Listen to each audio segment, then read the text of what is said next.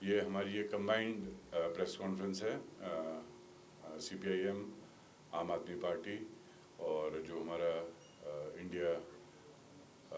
Alliance है उसके प्रति हमने आज ये प्रेस कॉन्फ्रेंस रखी है। यहाँ पे जो मेजर पार्टीज़ है हिमाचल के अंदर वो सीपीआईएम और इस अलायंस में सीपीआईएम,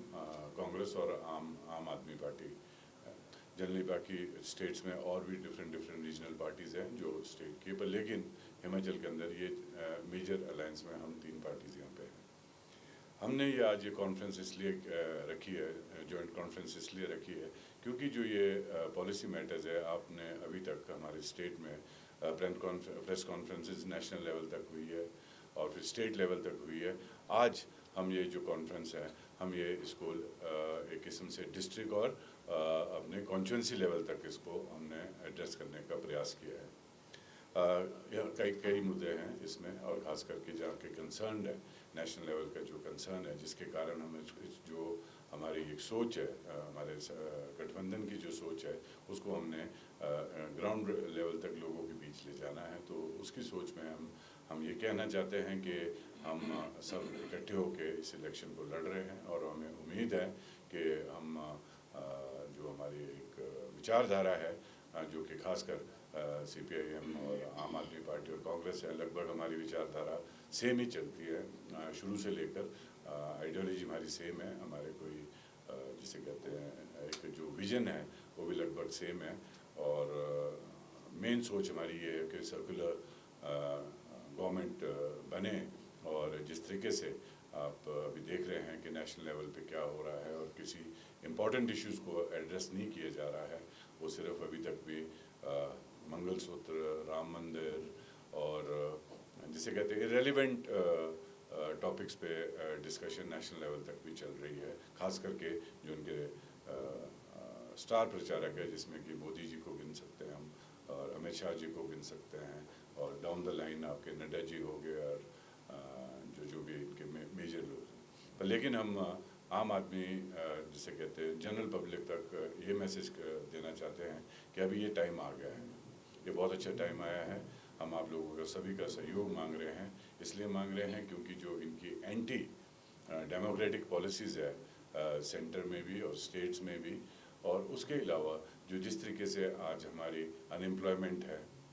बेरोज़गारी बहुत है और आप इसके प्रति आप देखते हो उसका क्या आगे असर हुआ बेरोज़गारी का कि आगे से आगे तक वो डाइवर्जन बहुत हो चुकी है। जो आपका फोकस है बच्चों का वो डाइवर्ट हो चुका है और बच्चे डिफरेंट जिसे कहते हैं नेगेटिव साइड्स को लेके अलग अलग धाराओं में चल रहे हैं। दूसरा इनका जो हमारा सबसे बड़ा एक इशू है जो एक एंटी जिसे कहते हैं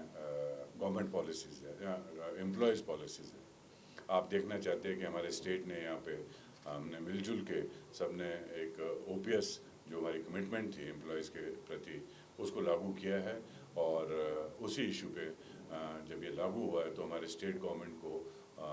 जिसका असर कि डायरेक्टली पब्लिक में पड़ता है कि फाइनेंसिस का हमारे लिए इन्होंने गला घोंट लिया है। वो आपने देखा त्रासदी के दौरान भी क्या हुआ है। उसके बाद अभी भी जो हमारी फंडिंग्स है लोन में कैपिंग की गई है और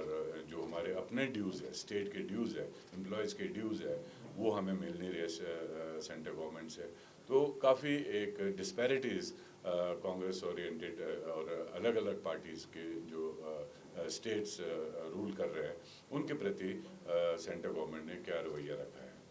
अब आगे जो एक ख़ास एरिया जो हमारा ये एरिया है, ये एरिया हमारा जनरली हॉर्टिकल्चर पे बहुत डिपेंडेंट है, एग्रीकल्चर पे बहुत डिपेंडेंट है। इसमें मैं जो प्रयास जो हम लोगों ने सबने साथ इकट्ठा होकर किया, जो आपके एक मंच भी बना है जिसे हमने जो आपका सारा एग्रीकल्चर और हॉर्टिकल्चर का सारा दिखता है और ख़ास करके जो हॉर्टिकल्चर का मंच बना जिसमें हमारे संजय चौहान जी ने भी अहम भूमिका निभाई है, सिंघा जी ने भी अहम भूमिका निभाई है, हमारे माननीय मुख्यमंत्री जी ने भी अहम भूमिका निभाई है, जगत सिंह नेगी जी ने और जितने भी विधायक हैं इस बोल से उन सभी ने मतलब अहम भूमिका निभाई है। पर लेकिन अभी जिस तरीके से जो सेंटर गवर्नमेंट का प्रयास है इस इकॉनमी को डिस्टेबलाइज करने का, वो भी बड़ा निंदनीय है। उसमें भी अभी जैसे पहले की हमारी जो डिमांड है, अभी तक भी वो डिमांड खड़ी है कि हमने कहा था कि इसमें 100% आपके जो इम्पोर्ट टैक्स है वो लगना चाहिए। वो पहले 50% था और जब से मोदी गवर्नमेंट आई उसके बाद 30% किया गया, आजकल लगभग 20% किया गया। तो इतना सेब आपका और दूसरे फ्रूट्स है बाहर की कंट्री से रूट हो रहे थ्रू अफ़गानिस्तान, जो कि एक सार्क कंट्री है और उसमें हमारा आपस में जो फ्रेंडली ट्रेड पॉलिसी है उसके थ्रू रूट हो रहा है। अफ़गानिस्तान तो सेब नहीं उगाता या कोई ज़्यादा फल फ्रूट्स नहीं उगाता है, पर लेकिन वो सारा वहाँ से ट्रेड होके हमारी मार्केट्स में आ रहा है, जिसका असर डायरेक्टली हमारे बागवानों पे पड़ रहा है। इसके अलावा कई इश्यूज़ हमारे जो डिवाइड एंड रूल वाला जो खास करके इश्यूज़ आ रहा है कि ये फ़लानी कौम से है, ये फ़लानी कौम से है, ये फ़लाने भगवान को मानता है, और अपर एंड लोअर और कई चीज़ें जो बीजेपी प्रयास कर रही है, तो वो भी बहुत निंदनीय है। आगे हम ये कहना चाहते हैं कि इस टाइम जो इनका बीजेपी तो अब हम कह नहीं सकते हैं, क्योंकि जैसे कि मोदी जी ने कहा था कि हम कांग्रेस मुक्त करेंगे भारत को। जी, हमारे उस टाइम सेब सीज़न भी चल रहा था और टाइमली सड़कों की रिपेयर हुई है, सेब को सड़ने नहीं दिया, पुल टूट गए थे, पुल का निर्माण टाइम रिकॉर्ड्स पे हुआ, उसके बावजूद हमारी पावर शटडाउन्स हो गए थे,